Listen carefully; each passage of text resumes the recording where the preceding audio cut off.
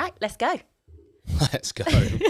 So the first prelude to the Hiring Chronicles. So welcome, David. Thank you, Amy. Welcome to you. You say it's the first prelude, but this is actually our rerun of the prelude, isn't it? It is, yes. We failed already. Trying to be the perfectionist that we are, but yeah. So that's okay. The Hiring Chronicles, tell the big wide world what it is all about.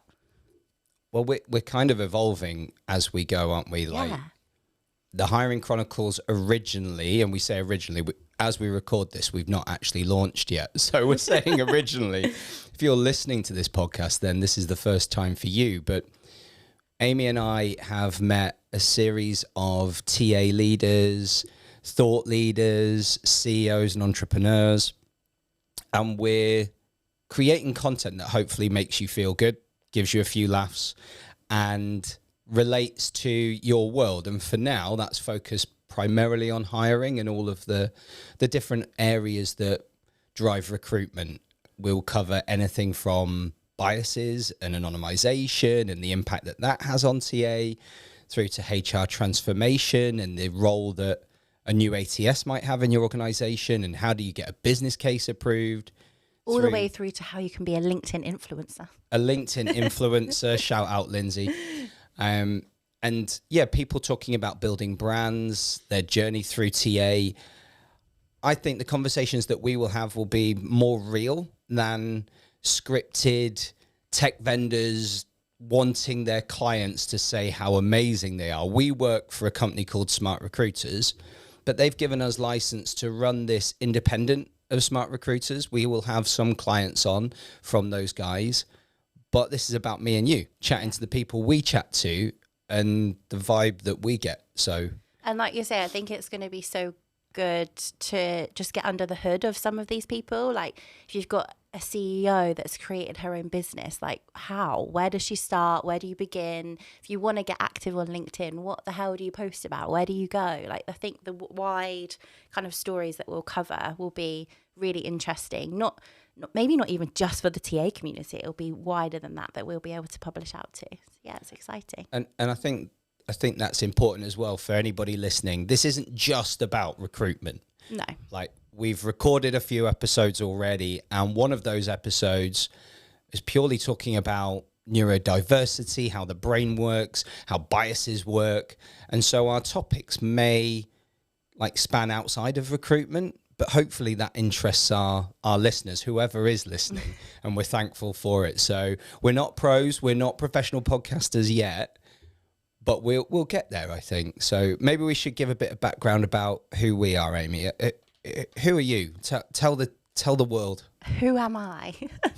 So I am currently in a professional world. I am what they call the fancy title of a solutions consultant. So I get to work with the likes of yourself and be able to... Epic. Yeah, well, that is the highlight of my career so far.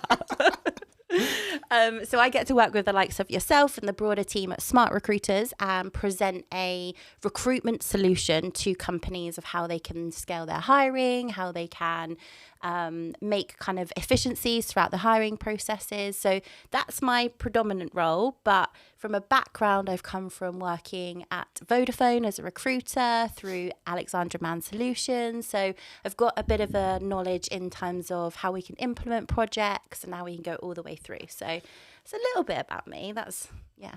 And what we've learned from our guests so far is no one wakes up and enters the world that they're currently in.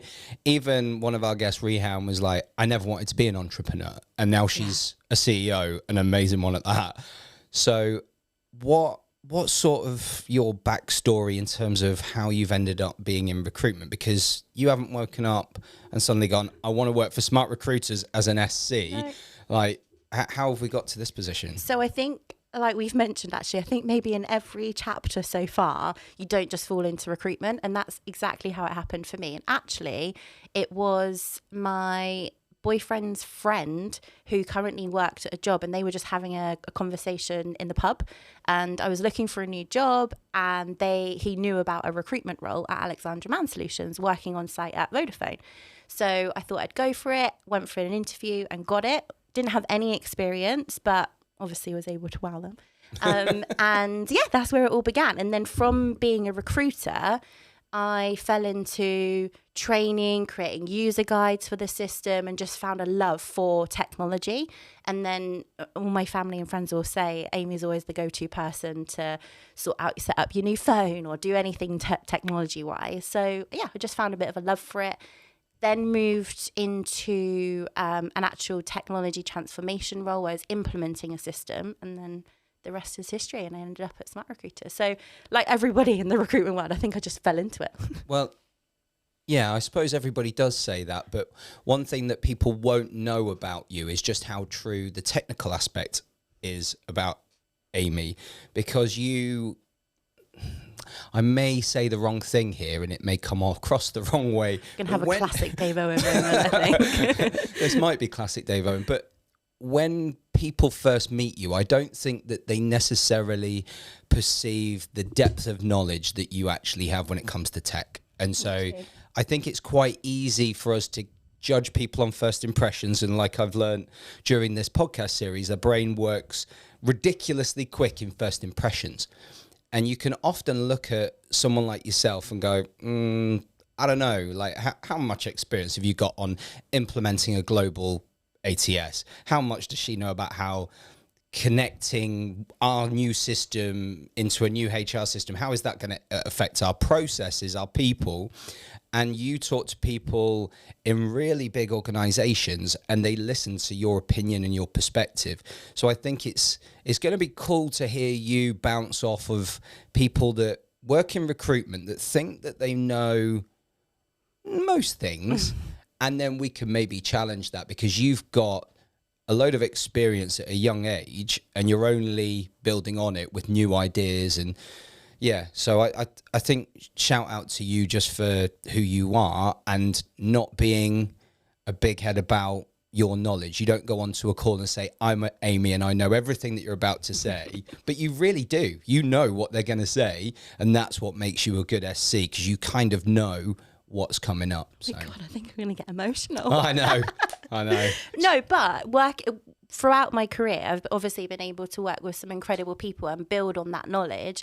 But one of those people genuinely has been yourself in giving. Come on, Amy, tell the world how good I am. Let's go.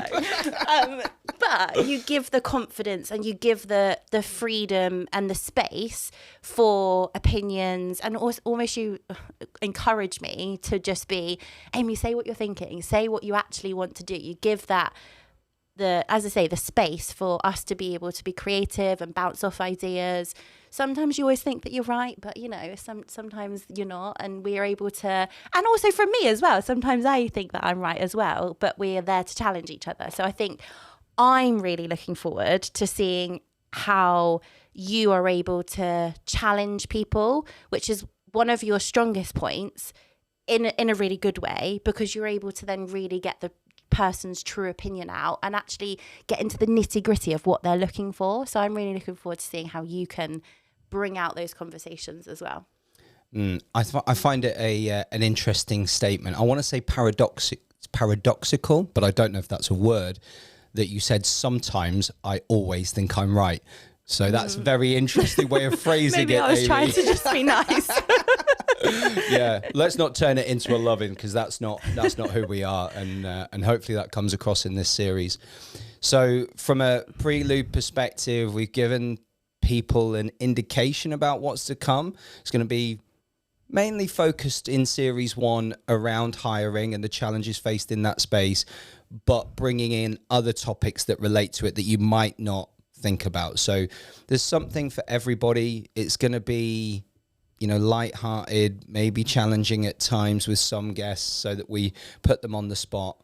But I think we both come from a world that we have that right to question them. I've spent about 15 years in technology, and I've worked for learning providers. Some incredible brands across your... Not really, not when you worked for them, but... But I've worked for, learning management vendors, payroll vendors, HR, recruiting. For me, the reason that I like recruiting is partially down to the recruiters and heads of TA, because they're most like me. I think recruiting and sales, very similar. In what way? Well, when you're working as a recruiter in any space, you're selling a role. You're selling the vision, you're selling the value of what something can bring, and that new relationship with a new company, and why I should leave a current employer.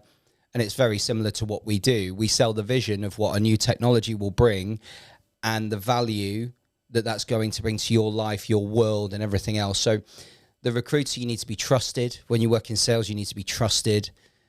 You want to really continue the relationship as a recruiter, especially if you're working in an RPO, or even if you're just the recruiter that's got to see these people when they start.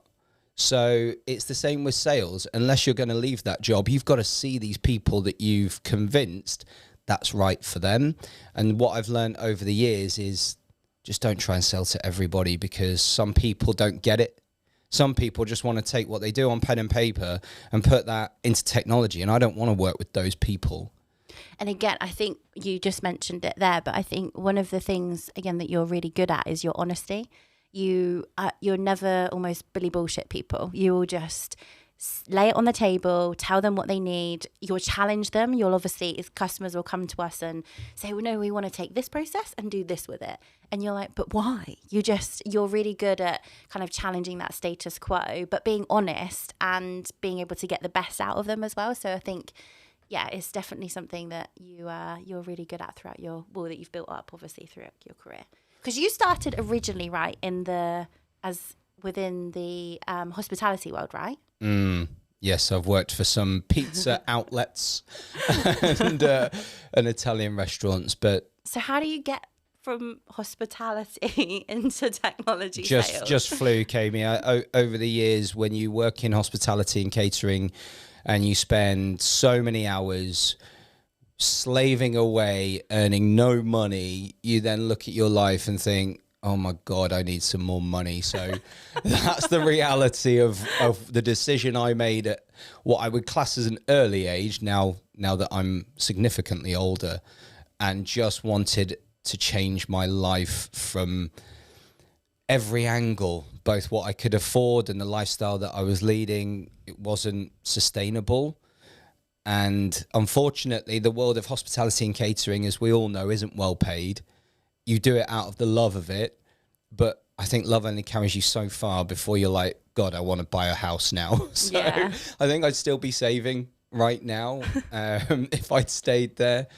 So I just made the decision at an early age to do door-to-door sales without any basic salary, and it was a commission only, £20 for every person you signed up, and you were reselling charities. So like, you know, sign up to cancer research per se. And then because you're a third party, you would get a cut of maybe the first payment. And it was just horrific, but also my apprenticeship into sales, doing that for 6 months, 10 o'clock in the morning till 10 p.m. at night, working 3 roads. And you would look at 100 houses across the space of 3 roads. And you would learn how to engage people quickly, but also qualify out even quicker. And the tipping point for me was running out of a massive high-rise block of flats in Stockport, and a guy chasing me with a baseball bat because he thought that I was a fraudulent person trying to steal off the hospice that his father had died in. Oh, no. And at that point in my life, when I'm running down this steep flight of steps in Stockport, I was like, oh, this needs to evolve. So I moved into conveyancing for a short stint, maybe a year, and learned more about how to speak to people on the phone. And that evolved then into telesales, into software telesales, and 15 years later, I now work in large enterprise at Smart Recruiters, and I feel capable about dealing with any kind of environment outside of baseball bats. So what a story. Yeah. I've never heard that story before. You've not told me that before. Well, I do forget most things, Amy. That's why we always have a little book so that I can write these things down and not forget. But that does stay in my mind. So yeah, between you and I think we'll have some pretty cool conversations with very different people, but also similar. And I think that we will just have a good vibe throughout this podcast. So if you've enjoyed this prelude, then tune into the first episode and then follow on from there, because it's going to be a good ride. Be epic. We've got some amazing guests lined up. So some great conversations and hopefully some good insights that will keep our listeners thinking throughout their days as well. Let's go. Let's go.